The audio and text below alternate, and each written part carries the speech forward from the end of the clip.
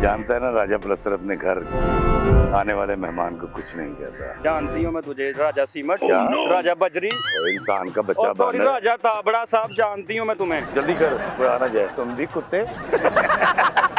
मैं कहा देख ये क्या है? हाँ। घोड़ा। कहते इतना छोटा घोड़ा। तो फायर मारा है। लगा तो नहीं। मैं फिल्म लिखूंगा भी, मैं कमर्शियल भी करूंगा। कोई ऐसे प्रोजेक्ट्स चल रहे हैं? नहीं कोई भी नहीं। ऐसे मैं भी खावे की जा रहे हैं। क्या करेंगे?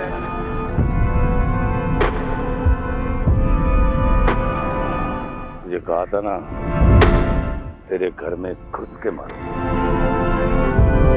तेरी इतनी जुर्रत, तू मारेगा बब्बर शाह को?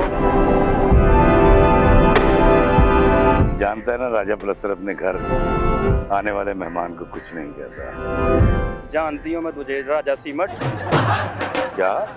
राजा बजरी, वो इंसान का बच्चा सॉरी राजा ताबड़ा साहब, जानती हूँ मैं तुम्हें।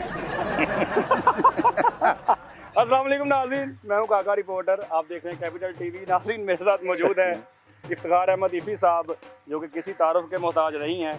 परिज़ात में शोहरत की बुलंदियों पे जाके फिर वापस आए, फिर बुलंदियों पे जा चुके हैं। जीवन नगर सुहेल अहमद साहब के साथ कर रहे हैं, जिसमें इनका राजा प्लस्तर जो करैक्टर है बड़ा वायरल है। एक खूबसूरत नाम और ख़ूबसूरत शख्सियत जिनके ऊपर ये पिक्चराइज किया गया। और आइए इनसे जानते हैं कि सुहेल अहमद साहब के साथ काम करके कैसा लगा। ये उनको मार भी देते हैं, आगे दुश्मनी उनके साथ फ़ायदामंद रहेगी, नुकसानदेह रहेगी। और राजा प्लस्तर ही क्यों? क्योंकि जब से इनका नाम राजा प्लस्तर आया है, लोगों ने इनको मिस्त्री समझ के इनको ऑर्डर देने शुरू कर दिए हैं। कोई घर बनवाने के लिए राब्ता कर रहा है, कोई ईंटों का पूछ रहा है। सर कैसे हैं आप? मैं बिल्कुल ठीक हूँ, आप सुनाइए। अल्हम्दुलिल्लाह। सर आप इंडस्ट्री छोड़ चुके हैं। हाँ जी। आपने ऐलान किया, आपने छोड़ दी। ये ड्रामा पहले रिकॉर्ड हुआ, हाँ जी। अब माशाल्लाह अल्लाह पाक ने फिर आपको इज्जत दे दी है। इतना आपका वायरल जा रहा है वो करैक्टर राजा प्लस्तर। क्या इसके पीछे कहानी है? राजा प्लस्तर ही क्यों? पता नहीं जी, वो कमाली के बारे में मेरा ख्याल था कि हिट नहीं होगा, छोटा सा रोल है वो, फिर अल्लाह ने जो अकल गुम कर दी। और राजा प्लस्तर के हवाले से मेरा यकीन था कि कोई ऐसा तो तीर नहीं चलाया मैंने, तोप नहीं चलाई, लेकिन मालिक है जब अता करने पे आए तो ऐसे ही करते हैं। राजा प्लस्तर कौन है? बेसिकली वो दिखाया गया है कि मिस्त्री है, उसके पीछे क्या कहानी है? राजा प्लस्तर का अलमिया ये है कि वो है तो मिस्त्री, हाँ जी, लेकिन थोड़ा सा ढींगा है, बदमाशी करना चाहता है। इसका अलमिया ये है, जो मेन है, जो बैक ऑफ द माइंड रख के मैंने किया, वो था कि इसको कोई बदमाश मानता नहीं है। अच्छा। अब है पूरे दिनों का बदमाश। हाँ। इसको लोग मानते नहीं है। ये इतना जालिम है कि जो इसकी बात ना माने उसको दो क्या कहते हैं डब्बों में खड़ा करके प्लस्तर करता है और उठा के उसकी लाश को, मतलब उस बंदे को जिंदा ही नहर में फेंक देता है। ओहो, इतना जालिम है। इतना जालिम है। तो वो जब तक बब्बर शाह को रास्ते से नहीं हटाएगा तो इसकी बदमाशी को कोई मानेगा नहीं। वाह, हमने देखा है आप लाली गुरु को उठाते हैं। सबसे पहले तो बड़े मज़े के सीन है जब उनको वो वैन में लेके जाया जाता है, तो वो सुहेल अहमद साहब कहते हैं कि वे ए किते रोकी, ए बेचारी नूं शुगर है, तो वो कहता मिठिया नूं भी शुगर। बड़ी तो वो उनको लेके जाते हैं, वो जो जगह बनाई है आप लोगों ने, वो गोदाम टाइप है। हाँ जी। तो जब तैयारी हो रही थी लाली गुरु से बब्बर शाह में, तो कितना मज़ा आया, क्योंकि वो इतने मज़े के डायलॉग्स हैं। हमारा ये हाल है, आप लोगों का क्या बना होगा? देखिए जी, वो होता ये था, हम आते थे, अच्छी बुरी लाइन बोलते थे, सुहेल साहब हल्का सा यूं करके करते थे और हम बहुत सस के दूरे हो जाते थे और रीटेक हो जाया करती थी। वाह वाह। अब वो उसके अंदर वो एक जब सीन आता है, उसको आगे कहता है ऐसे गन, कहता वालेकुम अस्सलाम, तो वो ऐसे करके उसके तो देखता है जान नमाज से, तो ये ढाटा हटाता है राजा प्लस्तर। हाँ। तो उसको देखता है तो कहता है कि तुझे कहा था ना घर में घुस के मारूंगा। उसका करिंदा आता है कि कहता है राजा जल्दी कर प्लस्तर, कोई आना जाए। तो अब सुहेल साहब उसको देखते, कहते उनकी डायलॉग था कि तुम। हाँ। अब वो कहा जल्दी कर कोई आना जाए, तुम भी कुत्ते। अच्छा, अब रीटेक हो गई, दोबारा आए। हाँ। उसके बाद फिर उसने कहा जल्दी मार कोई आना जाए। हाँ। तो उसकी तो देख के कहते हैं तुम। अब वो इस कदर हंसते थे हम, और मेरा ख्याल है कि उनको जो रीटेक्स हुई हुई है, हाँ जी, उनको चाहिए कि वो उसको चलाएं। नो डाउट, क्योंकि ये जब सीन हो रहा था, मैं कराची से परिज़ात की रिकॉर्डिंग करके, क्योंकि टिकट कोई नहीं था जहाज अच्छा में, तो मैं 5:15 बजे शाम को वहाँ से चला। सारी रात मैंने और मेरे बेटे ने ड्राइविंग की और मैं सुबह इस सेट पे पहुंचा। ये उन्हीं दिनों में रिकॉर्ड हो रहा था? उन्हीं दिनों में परिजात और ये at the same time record हो रहे थे। तो मैं इतना थका हुआ था, मेरी थकावट उतर गई, हंस हंस के दूरे। कभी कुछ कह देते थे, वो मैंने उसको फायर वाला सीन करवाया ना, तो मैं कह देख ये क्या है, घोड़ा। कहते इतना छोटा घोड़ा।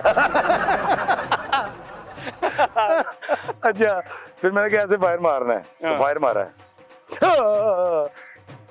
लगा तो नहीं। जब आप उसको एक्सरसाइज करवा रहे हैं सेल साहब को, तो ईंटें बांधी हुई हैं साथ, वो ऐसे ऐसे करके ना, वो बाजू नीचे नहीं जा रहा। अच्छा, वो भी डायलॉग बड़ा मजे का है, जब वो सलाम ऐसे करके जानमाज पे बैठे हैं और आपने आगे से कहा वालेकुम सलाम, वो बड़ा मजे का डायलॉग है। अच्छा, ये बताएं कि अल्लाह ताला ने इतनी इज्जत दी है, फिर लोग राजा प्लस्तर कर रहे हैं और लोग ये देख रहे हैं और लोगों के माइंड में यही है कि ये अभी की शूटिंग है और ये काम कर रहे हैं। क्या वजह है, इंडस्ट्री से दूर क्यों जा चुके हैं? इंडस्ट्री देखिए, मेरा बुनियादी काम है राइटिंग। हाँ जी। जिससे मेरा घर चलता है। तो नागन मेरा आखिरी ड्रामा था, 2017-18 में कंप्लीट हो गया था, तो मुझे काम नहीं मिला। तो जो जमा जोड़ थी वो खर्च की, 3-4 साल काम नहीं मिला। बात पहुंच गई उधार लेने तक, 25-26 हज़ार रुपये उधार हो गया, 25-26 लाख। फिर एक प्लाट था बच्चों के लिए, वो बेचा। फिर वो अल्लाह ताला ने रास्ता खोल दिया यूट्यूब का। तो फिर मैंने कहा चलें यार, 28 साल यहाँ लगा लिया, बाकी फिर तो वो अब यूट्यूब से घर चलता है, अल्लाह का शुक्र है, फर्स्ट क्लास। अब आप व्लॉगिंग कर रहे हैं? हाँ, व्लॉगिंग कर। अच्छा सर, मुझे ये बताइएगा, बेशुमार आपने ड्रामा लिखे, 26 साल से आप लिख रहे हैं, ज़ौक वाले बंदे हैं, अच्छा करैक्टर किया, हिट हुआ, फिर आपने इंडस्ट्री छोड़ दी, ड्रामा इंडस्ट्री। क्या वजह समझते हैं? लॉबिंग है या टैलेंट की कदर नहीं है या कोई पर्सनल मैटर्स हैं? नहीं, मेरा ख्याल है कि मैं एक म्यारी लिखने वाला नहीं हूँ और म्यारी एक्टर नहीं हूँ, तो शायद इसलिए मुझे आगे काम नहीं मिला। और चूँकि काम नहीं मिला तो फिर 5 साल उन्होंने काम नहीं दिया, 6ठे साल फिर मैंने भी अनाउंस कर दिया कि चलो जान छाड़ दे। अपने आप को गैर म्यारी कहना और काम का बंदा ना कहना, ये अंदर से दुख होता है जो इंसान के ज़ुबान पे आ जाता है। क्या हुआ है, इतने डिसहार्ट क्यों हैं? नहीं, मैं डिसहार्ट नहीं हूँ, मैं आई एम वेरी हैप्पी।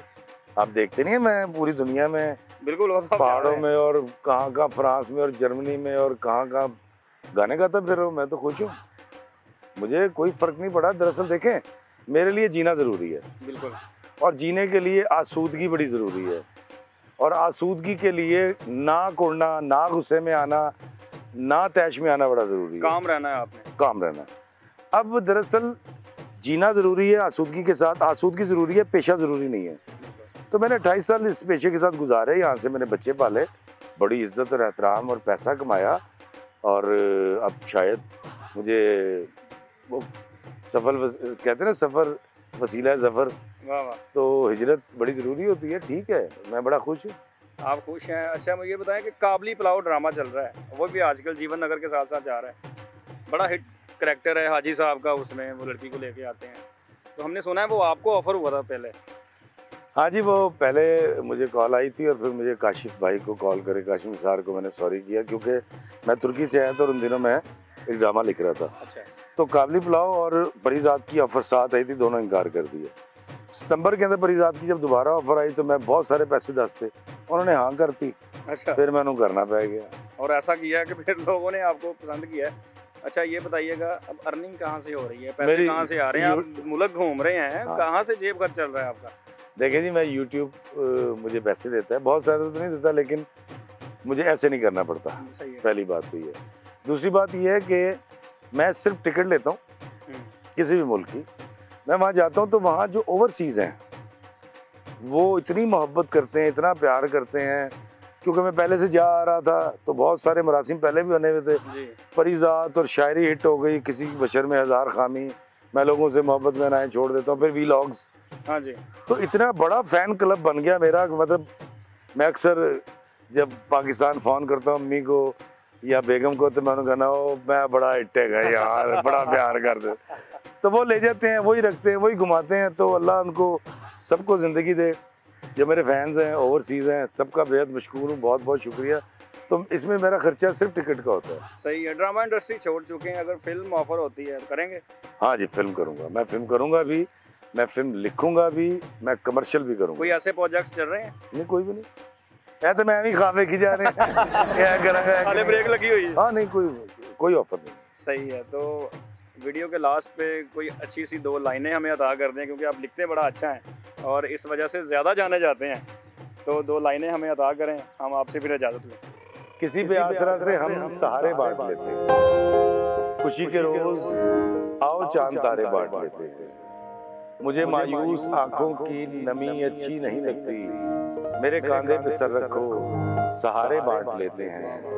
तुम्हारे दर्द के किस्से अगर कोई नहीं सुनता, मेरे कानों में सब कह दो खसारे बांट लेते हैं। किसी को मैं सहारा दूं, किसी को तुम सहारा दो, हमारे गिर्द हैं लाखों बेचारे बांट लेते हैं। और चलो इस ईद पे हम एक नया सा काम करते हैं, चलो इस ईद पे हम एक नया सा काम करते हैं, रकीबों से गले मिलके छुहारे बांट लेते हैं, रकीबों से गले मिलके छुहारे बांट लेते हैं। और आखिरी शेर है और गैर सियासी है कि मुझे लगता है हमसे ये सियासतदान अच्छे हैं, मुझे लगता है हमसे ये सियासतदान अच्छे हैं, हुकूमत मिलके करते हैं इदारे बांट लेते हैं, हुकूमत मिलके करते हैं इदारे बांट लेते हैं। किसी भी आसरा से हम सहारे बांट लेते हैं, खुशी के रोज आओ चांद तारे बांट लेते हैं। वाह वाह सर, बहुत शुक्रिया आपके वक्त का। थैंक यू जज़ाकल्लाह सर, खुश रहें। आप तशरीफ लाए, बहुत शुक्रिया सर, बहुत शुक्रिया, जज़ाकल्लाह। Thank you.